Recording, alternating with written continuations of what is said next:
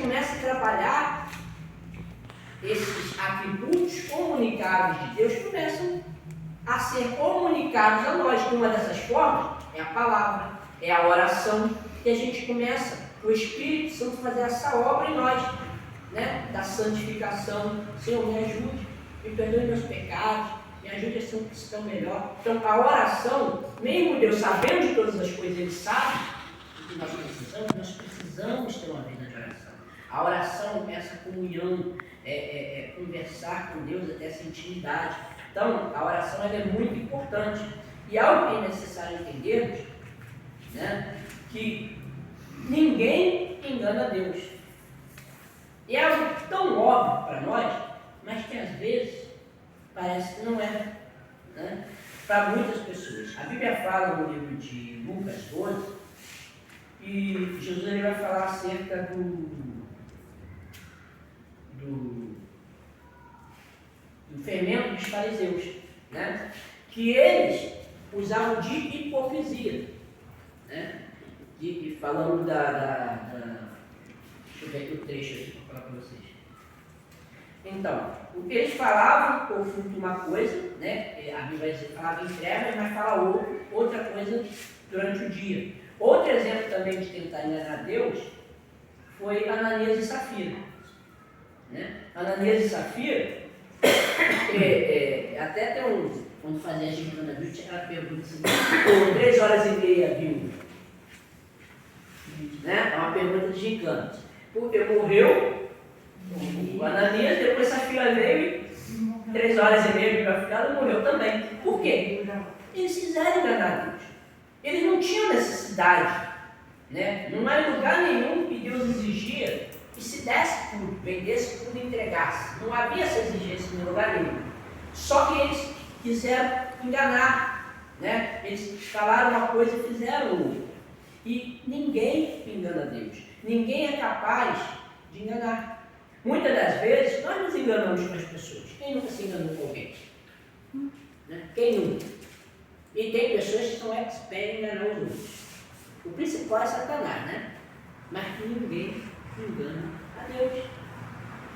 Nós, às vezes, temos essa. Então, uma coisa que eu, nas minhas orações, faço é me rasgar diante de Deus. E se desnudar, mesmo diante de Deus, é difícil, né? Você falar toda a sua natureza humana, e infelizmente a nossa natureza é ruim, é complicado, mas a gente precisa fazer isso. A gente precisa se desnudar e dizer, Senhor, eu preciso da obra do Espírito Santo em mim. Então, a oração é fundamental. Então, a onisciência de Deus, é importante nós entendermos a onisciência de Deus na nossa vida prática. Primeiro porque nós temos um Deus, como eu falei no início, que Ele sabe mais do que qualquer médico. Né? No começo do ano, eu falei nos PGM, não sei se cheguei a falar na igreja, da irmã Ruth. E a irmã Ruth, ela estava desenganada pelos médicos, né? Ela fez a operação, voltou para casa, o médico olhou, fez o exame e falou, ó, já está nos órgãos todos. Né? E ela falou, Deus continua sendo Deus. Né? E a gente continuou orando. E depois ela voltou no médico, fez outro exame, o médico olhou e falou, não vou fazer errado. Mandou fazer outro exame, simplesmente assumiu tudo. Né? Agora, Deus é Deus. Então, por quê? Deus ele fez cada molécula do nosso corpo. Né? Quantas situações na vida que o juiz diz, ó, acabou o processo, não tem para onde recorrer. Daqui a pouco aparece um elemento novo, vai lá e muda tudo. Então, Deus, ele muda.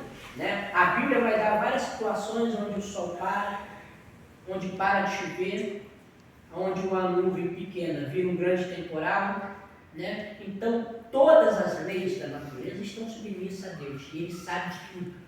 Então, a ciência, saber que Deus sabe de tudo, nos ajuda até aquelas pessoas que têm problema com ansiedade. Sabe por quê? Eu lembro uma vez que eu trouxe uma mensagem aqui, e era um trecho daquele do samba carioca, que diz assim, o que será da manhã? Porque chega no final do ano e diz, gente, o que será da manhã? Eu lembro quando minha mãe morreu, eu falei, e agora? O que vai ser da minha vida? E minha mãe, mas Deus sabe da manhã. Aí a gente fica ansioso, Deus do céu, não consigo nem dormir. Calma. Você não sabe do amanhã, mas ele sabe. E saber que ele sabe, ele tem coisa boa para vir para você, isso tem que acalmar. Por isso que é importante você saber muito do seu Deus. Porque quanto mais você souber do seu Deus, mais confiança você vai ter. Não é? Quem não tem aquele númerozinho do Uber ou do taxista, não, eu vou chamar fulano, vou usar o aplicativo. Por quê? Eu já conheço fulano nele, eu confio, eu sei que eu vou, né? Porque quanto mais você conhece a pessoa, mais você confia. Ou desconfia, né? Em casa você não falando de jeito que ele tem outro, você quer. Mas quanto mais você conhece, sabe dos atributos dessa pessoa, mais você confia. E às vezes a gente precisa ver na prática esses atributos. É por isso que às vezes Deus manda situações na nossa vida para a gente falar como Jó. Eu conhecia de ouvir falar, mas agora eu estou vendo, rapaz, não é que Deus é onisciente mesmo? Então, esse Deus, esses atributos de Deus, na prática a gente precisa conhecer, porque a gente vai ter intimidade. Como eu falei, nós sabemos muitos anos.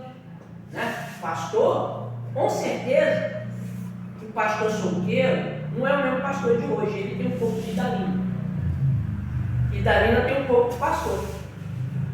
Se eu chegar para o pastor pensando em comprar uma blusa roxa com detalhes dourados para Idalina, nem pensa, não vai nem botar isso. Não é assim? Né? Se alguém chegar para a Sônia e falar, ó, vou comprar uma camisa do Vasco. Não precisa ter muito, já devia ser muito. Isso aí não vai usar nem como pano de chão. Todo mundo sabe, né? Eles são flamenguistas, não é? Mas por quê?